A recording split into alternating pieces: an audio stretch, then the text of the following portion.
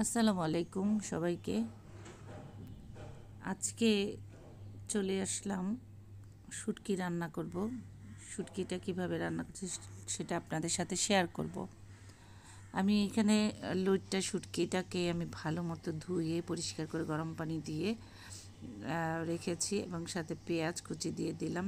তারপরে কিছুটা কাঁচামরিচ, তারপরে দিলাম শুটকি দিয়ে ভালো করে তেলের মধ্যে ভেজে নিব।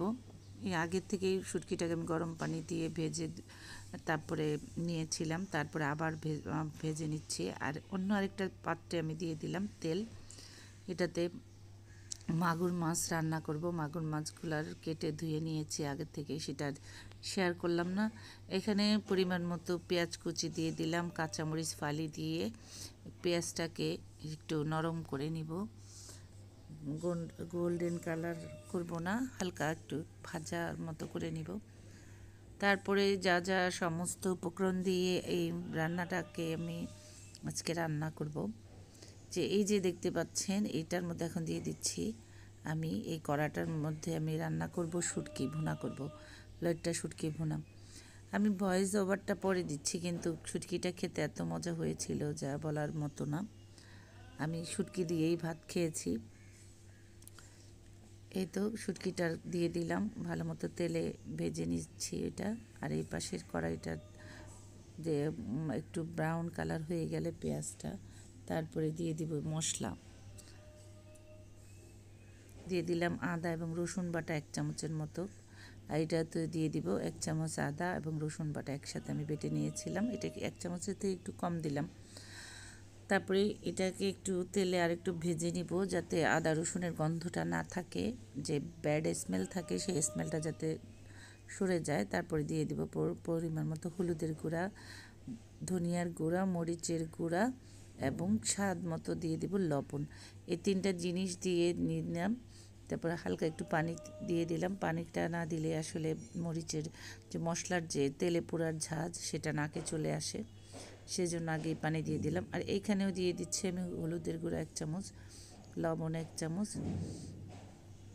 মরিচের গুঁড়া, ধনিয়ার গুঁড়া। এই 3টা উপকরণ দিয়েই আমি এটাকে রান্না করতেছি। তো এগুলো আমার দেয়া শেষ হলে এটাও আমি পানি দিয়ে একটু ভেজে নিব। তো কষানো হয়ে গেলে দেখতে পাবেন আর কোনো পানি আমি অ্যাড করব না এটাতে, কারণ এটা সম্পূর্ণ তেলের উপরেই রান্নাটা হবে। এই রান্নাটা আসলে খেতে অনেক মজা। যারা এখনও খান নাই এরকম করে, তারা রান্নাটা করে দেখবেন, অনেক মজা লাগবে খেতে।